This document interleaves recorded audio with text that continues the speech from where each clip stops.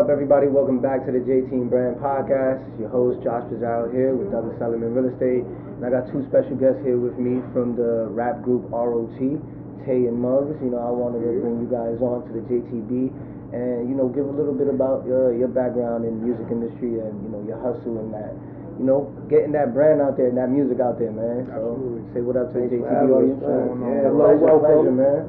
So go ahead, Tay, man. So yeah, just a little bit about yourselves and your hustle and what you guys are doing in the music industry. Facts. So, yeah, I'm Muggs, one half of ROT, Revenge of the Truancy, at ROT Forever Instagram, all across the board, ROTforever.com. Yeah, I'm just a lyricist, man, you know. I just happen to be a person who takes it seriously, chasing dreams. I met up with a like-minded individual in like 2011, and, you know, we formed this duo and this music collective and foundation, and we just really been putting blocks and pieces to it ever since. You know what I'm saying? So yeah. Facts. So yeah, where you guys are originally from New York, right? You're still in New York, and I'm in upstate New York. Yeah. Okay. Like, I'm Harlem, born and raised. I'm still in Harlem. Shout out to Harlem one time, you heard? Nice. You know what I mean? Yo, and I know you guys had mentioned that outside of even just being a rap group, you guys also have individual EPs and I guess projects that you guys do. So you shed a little light on that and how's that coming along? We each have our solo endeavors. You know, I go by Muggs on Drugs when I'm just a solo artist or just Muggs, you know. I got a couple EPs out there. You can go check them, Spotify, across the board, everything you stream music on, every platform, Muggs on Drugs, all together. Right. Yeah, and you know, I do my thing just as a lyricist, bringing the street science, you know what I'm saying? Letting people know what my perspective of the world and what we go through on this end, you know what I'm saying? How about you, Tay? What's your Day, man. I'm the other half, man, of ROT. So yeah, to go back to piggyback when we said like we came together in IR. Shout out to anybody that went to IR. This is closed now. 2011, you know what I'm saying? We linked up, made LTY. And that's like the umbrella that holds everything that we are. Like LTY, live through yours, love these years. Shout out to everybody that know.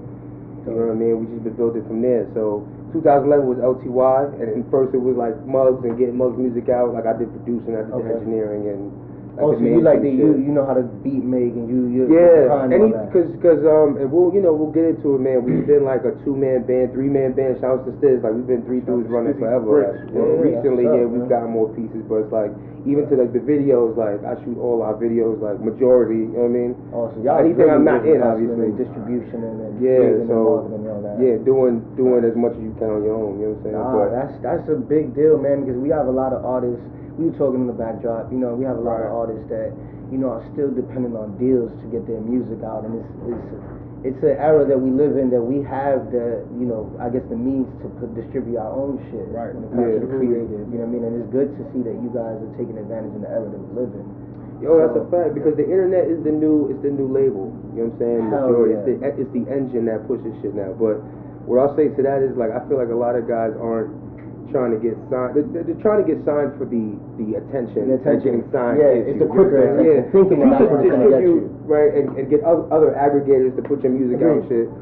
But it's just about the energy that's gonna come along with signing my name to this label. With Rock Nation or something like that. And a lot of people, it's cool to say you do something like, it's cool to say, but nobody wants to talk about the work, the effort, like the climb. You know what I'm saying? The climb ain't cool. Like the climb need to be cool too. So it's like, because the climb ain't so cool, everybody want to be a boss, everybody be a winner already, but it's like, what effort, where's the work? So it's like, we've given too much to people that don't really do shit, and it is what it is, but to segue that back, it's just like, you know, there has to be a certain quality, a certain type of effort and merit to shit. I agree, and not only that, but like within building your team, when people see that you're actually really, serious about this, you know, they're gonna want to see the effort from your end first. That's your effort. To see if this is like, all right, this is something he wants to do. That's how you really build a team around.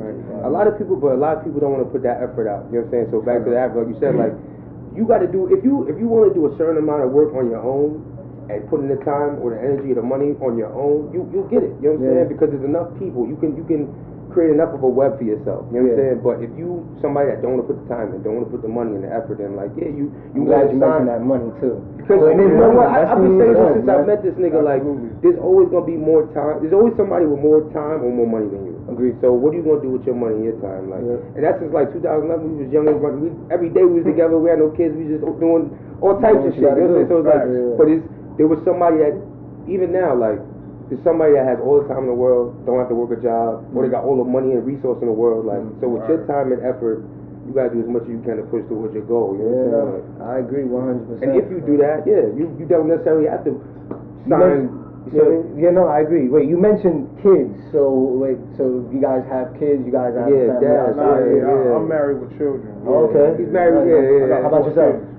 Yeah, I'm not married with children, but I got kids. Watch with kids. Shout out to Watch with Kids. We're gonna eventually come out with a show, Watch with Kids. Oh, no way. Yeah, we got a little podcast called Watch with Kids. All right. So what's that about, man? So let's talk about that. Just trying to relate to, the younger generation. Okay. And speak on maybe the generational gap that there is.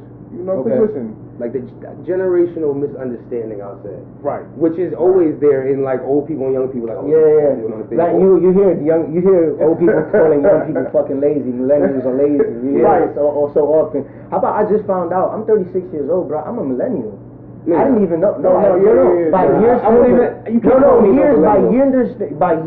They redid the from 1980. You're not gonna call me no millennial. I'm telling you, so you're not gonna take it. Listen, we're gonna Google this. That's for the kids. But it's crazy enough that there is, like you said, a generational gap where you have this aspect where you think that millennials are lazy because of the internet era. Because they don't want to do, some of the hustle things behind it. And I think that's a misconception as well. So what's your perception on that? I think the internet makes things extremely easy. Extremely, I think social media, technology, the internet, all those things have created a world where it takes a lot less effort to create something of value. And I'll say this to say that old people have a point when they say, y'all fucking lazy because, listen, I could download an app right now to control your TV, smart TV, right? Yeah. There used to be a time where you had to get off your ass, off the couch, and go physically turn the knob. If I told you you had to get up and turn the knob, you'd be angry at me. Like, I could do anything from my phone. There was a time you couldn't do that. I agree. Right. We could Google anything. Like, there was a time we had to actually go find a book. We tell you to go find a book. So it's like, we spoiled encyclopedias and shit like that. We spoiled ourselves in the accessibility. I will say the accessibility is there, but I will also say we can reverse that. We can also say, well, listen, there's old people out there that aren't taking advantage of the era that we live in, and because you're too lazy and wanting to learn a new tool. Right. Learning a new tool is also just as much work as it is putting in the hand and the grind. It's a double-edged sword. You know what I mean? So it's a double-edged sword.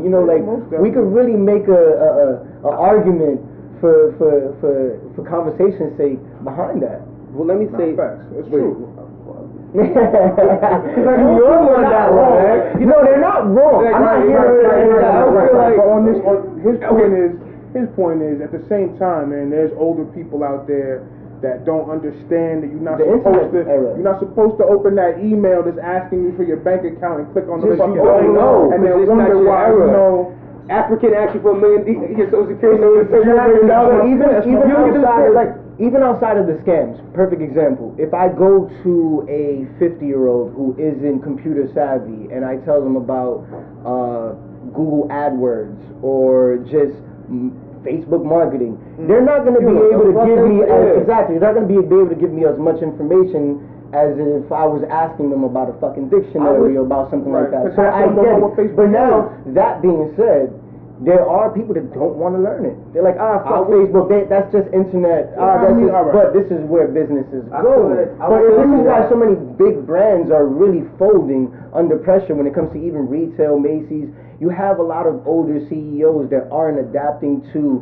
what's even in front of us right now. Right. And this goes on even through regular people, just outside of just business ownership, but regular people where it's just like, yo, I don't want to learn this new tool. I don't care if it's the internet. I don't care if it's Facebook. Right. I'm stuck in my way, and this is what I know how to do. No, you're right, because it does affect the bottom line and profit, and businesses have 100%. Closed doors behind that shit.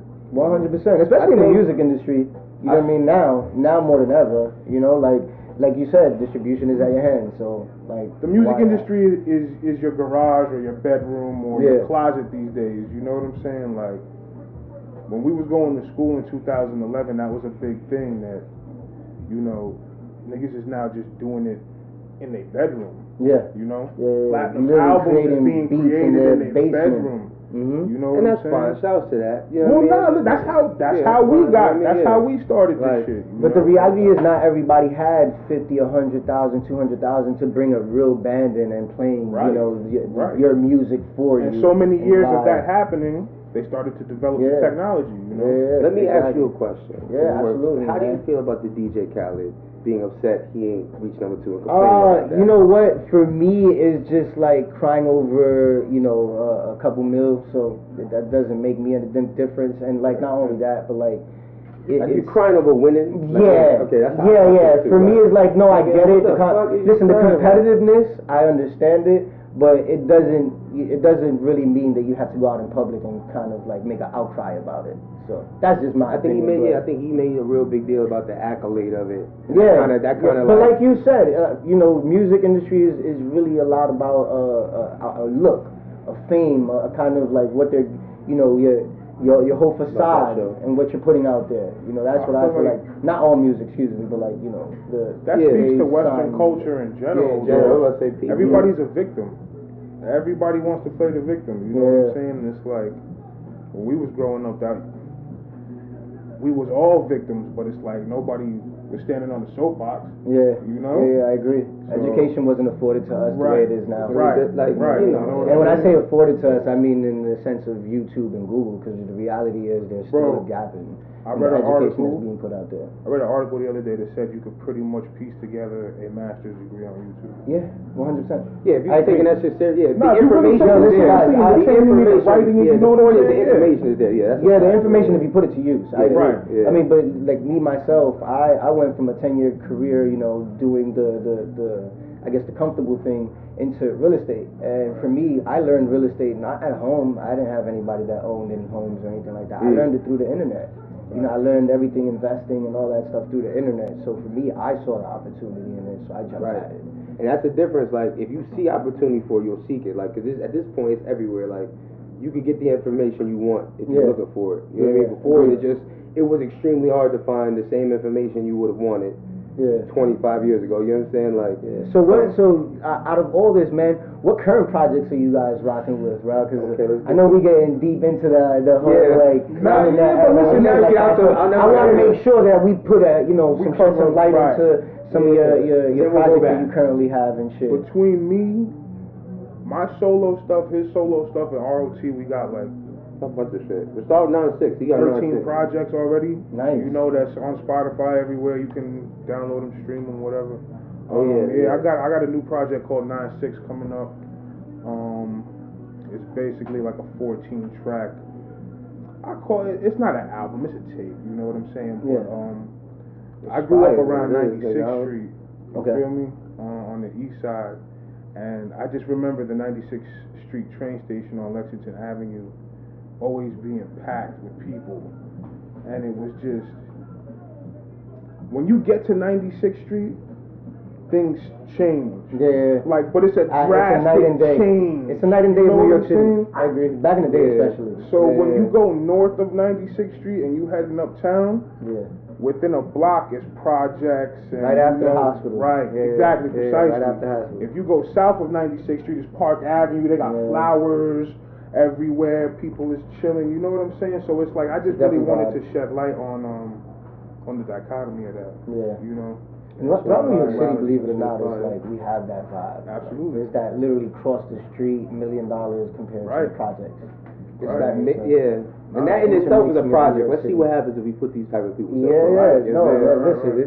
it's an ongoing fight for a lot of people, you know, trying to keep their homes in New York City with gentrification and everything that's happening there. Listen, I'm in the business. I get looked down upon for being in the business, but for me, I look at it as like, well, that's cool, you can look down upon me, but you don't really know what is it being used for. Like, there's a bigger picture. It isn't just like selling out New York, you know, like you can't stop gentrification from happening, but you can also learn the system, you know. You can't stop the flow of people with money coming into places, cheap places, like. I agree. And so we were talking about this coming here, like gentrification, like isn't just white people coming into an area and buying shit up. It's black people do that shit too. If wealthy black people are coming to an area where there's poor black people and kicking those poor black people out, the people that were there, the people that that's gentrification. You know what I'm saying? Because you have no housing, that's not your culture. You're not from that place. It's still the same shit.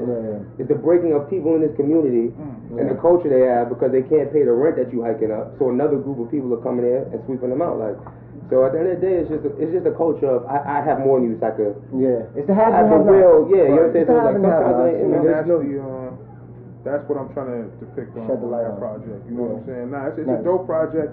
It's probably the best solo project that I've worked on and compiled. You know, and it's gonna be something. It's gonna be something. Shout out to Unforgivable Blackness. That was my shit. We got some shit. Yeah, man. We got some classics. We just dropped International Waters. That's on everything. That's the Together. Yeah, that's the duo. Yeah, we just dropped. Behind the background, we're talking about the titles. So, like, you guys are working on some overseas projects. Denmark and Copenhagen. So you want to shed a little light on that? Crazy. Yeah, we about to drop maybe in the next month or so a limited release of vinyls. If you're a vinyl head, you know what I mean, you're listening. That's beautiful. Copenhagen Crazy Effects of International Waters. Nas just did the Laws tape too. So so in the same vein of Nas, you dig. Get that new artwork on it, you know what I'm saying? There's a new mix on it. Limited nice little, print, 100 copies, cool, man. You know, the cover's real dope. And we just been building. Shout out Quincy Adams, you know what I'm saying? Yeah. The producer on that. Nice. And yeah, that's the plan. So keep building with them, drop that. Right. He's got his thing going. I got a band as well. Shouts to Morris, Benny Bantana, Fernando was shaking. Okay. And yeah, do more shows, do more festivals. Even behind us, there's some festivals. Yeah, by the way, all that behind there that you guys see, anybody that's watching on YouTube, that's all their music. Shouts to Mass Can and Boston Freedom Rally. Hope you have a good year. Thanks. Man. Appreciate I appreciate all the love, man, and you guys coming in and sending your hustle and what you guys got going on, man. But before we go, obviously, I want you guys to drop any links, any Instagram follows, like your Facebooks, whatever it is that you're on, man. Let's drop that out there. ROT Forever at ROT Forever. That's everything. ROTForever.com. You know what I mean? Google more LTY. You know what I mean? Mugs on Drugs at MUGGZONDRUGZ at Mugs on Drugs. I don't really fuck with Facebook, but fuck with Facebook. Instagram. We got the website. We just dropped new merch. We just dropped new merch. So go. Oh, okay, nice. LTY and Company. Like, we do everything, man. .com out there for sure. Merch, man. We'll throw up the merch on the merch, everything, man, and just keep building, keep pushing with folks, man, because that's what it's about. Like, build real connections, build quality people, you know what I'm saying? Right. Build that quality team around you guys. And I mean, like you guys said, you guys already know what you're coming to the table with. You guys been doing this for some time, so it's only a matter of time that you get those open doors of opportunity to take. That's a fact, man. It's just about building. Right.